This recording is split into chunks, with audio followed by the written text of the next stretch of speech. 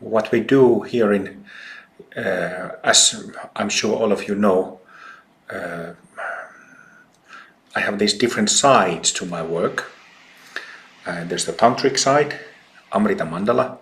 Then there's the Zen side, Revitalized Zen, or what now is called Revitalized Zen. I have a better name for it later.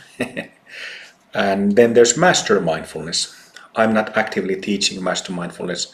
My students are, but it's like a secular mindfulness version of, let's say, higher teachings of yoga and meditation. Yeah. Folks, this is now it's 26th of July, and we have, I believe, this one included 3 sessions, 3 short Saturday sessions before the August 4-day Revitalized Zen retreat. There will be, I think, 3 people and myself here in the center for the retreat. And actually, now that we're talking about it, can you please put your hand up if you're intending to join that 4-day retreat? Okay. Okay, 1.5. Maybe 2.5. Okay. Okay, let's see. What I'm thinking about is whether we will keep it as 4 days or whether we will shorten it for just 2 days. But I will decide it closer when I know how many people are joining. Nevertheless, the main topic of that Revitalized Zen retreat will be bone marrow washing. In case if some of you haven't read my text about bone marrow washing, you can find it from the Revitalized Zen blog.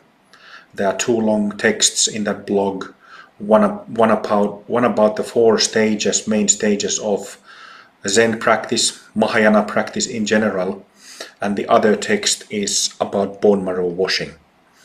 And some people have asked about bone marrow washing, and then I decided that August retreat is a good opportunity to do that. It's a bit challenging because I won't be able to see folks there at the other side of the screen, but we'll just have to try our best. So yeah, we have 3 sessions on 3 Saturdays before that mid-August retreat. So with these 3 sessions we will prepare for that retreat. But we have already covered many things in my YouTubes, as well as in the lessons and talks, lessons including talks and guided practices, led practices. So there won't be anything like not major developments at that point. Of course, bone marrow washing as an exercise, my Amrita Mandala students have many learned already bone marrow washing, and some of them have practiced it for a few months now. So some of you might know that it is a very, very effective form of practice. Okay, so that's what's going to happen in near future. I wanted to, before going to practice today, I wanted to say a few words about,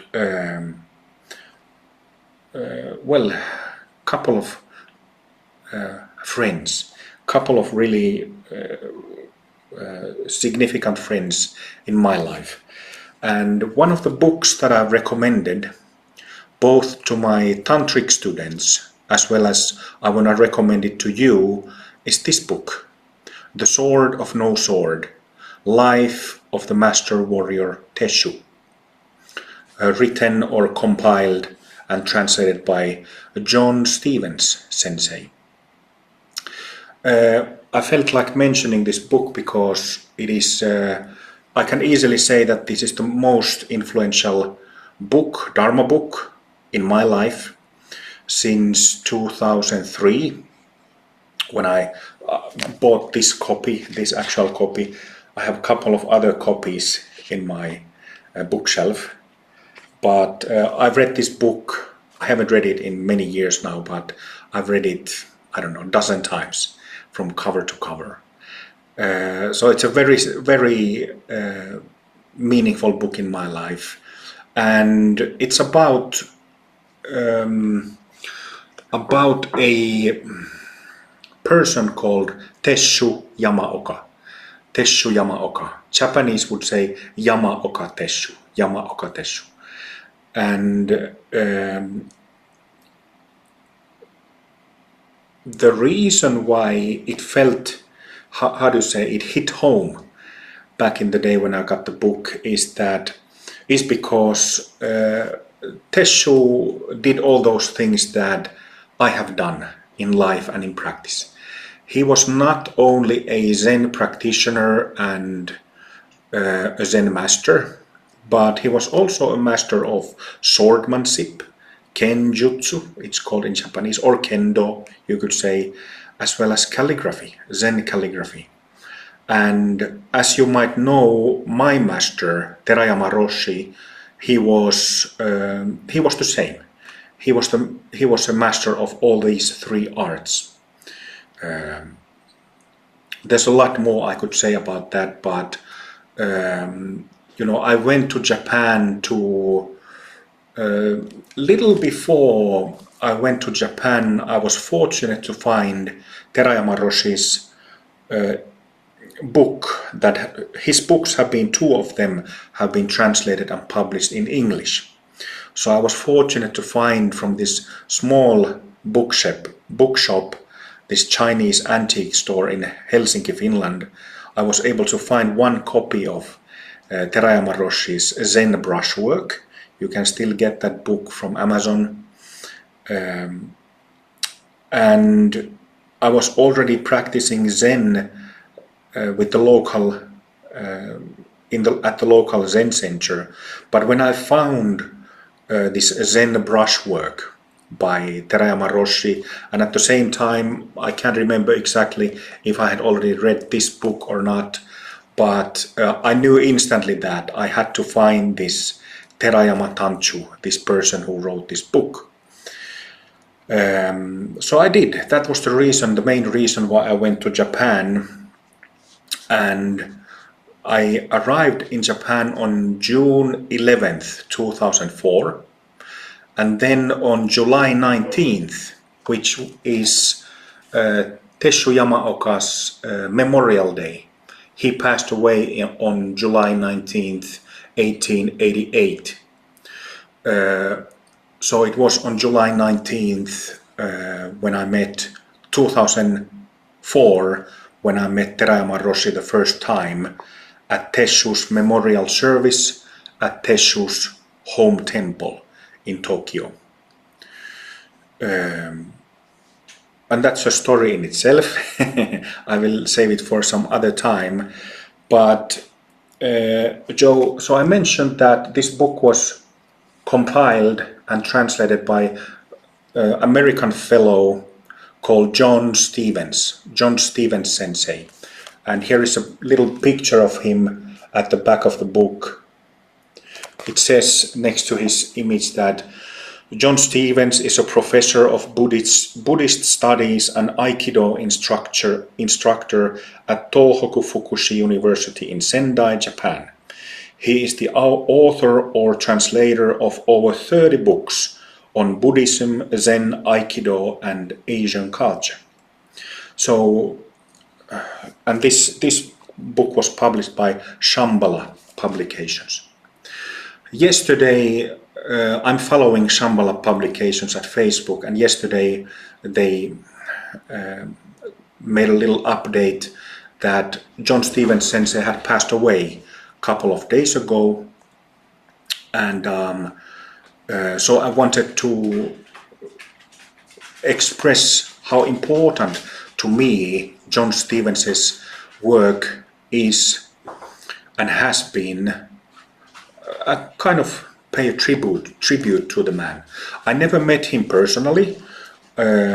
At one stage, I emailed him a couple of times about some calligraphies that I had, had received in Japan, these old calligraphies, and I asked him if he knew anything about them. So my correspondence, my contact, communication wasn't much more than a few emails back in over 20 years ago. But John Stevens was Terayama Roshi's student. So John Stevens studied Zen calligraphy mainly with Terayama Roshi. It is possible that he also studied sword arts with Terayama Roshi, but I'm not sure about that. And there's a lot in this particular book about Teshu that I could read or say, but I thought of reading the foreword, which was written by Terayama Roshi in this book about Teshu.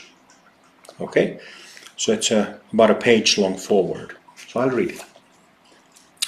Yamaoka Teshu was an outstanding figure of the turbulent era that marked the birth of modern Japan.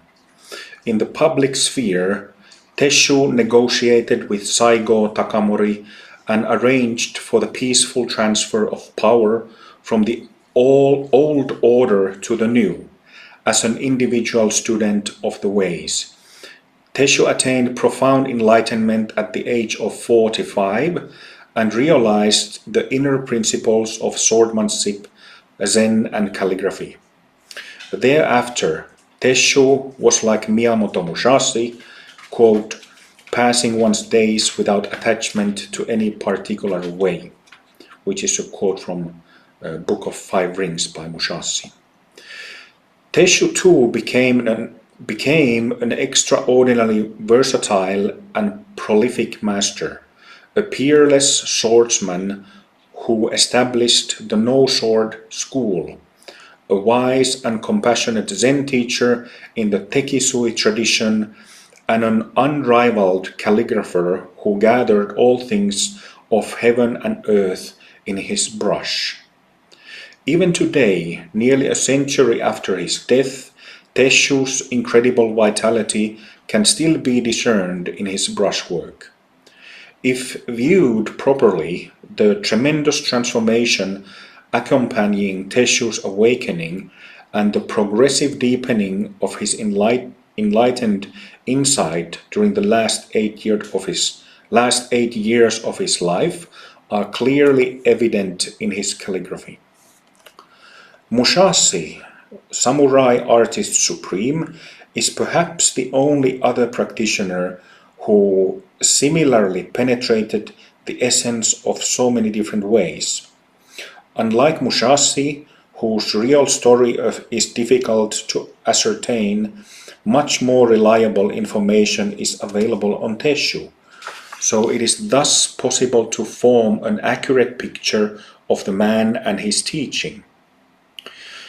Since there is no better exemplar of the spirit of Zen than Yamaoka Teshu, I am pleased that John Stevens Sensei has prepared this definitive English language biography of that great master.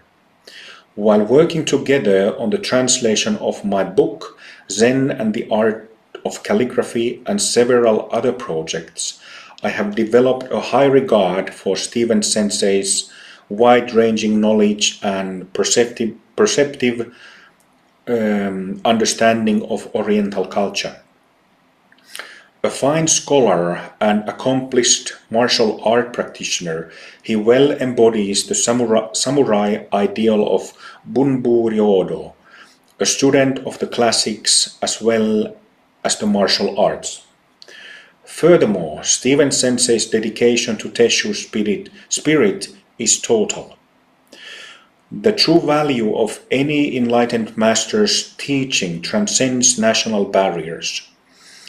With the publication of this study, Teshu's message will now be a guide for dedicated practitioners in all lands.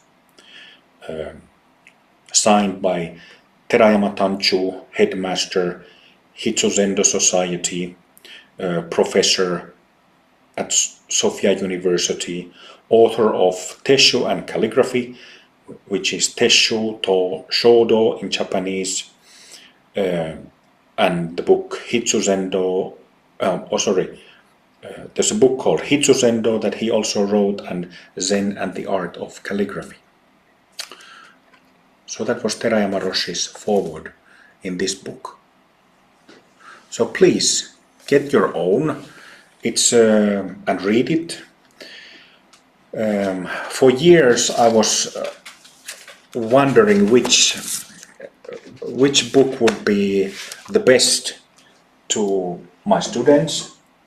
You know, it is customary that, especially for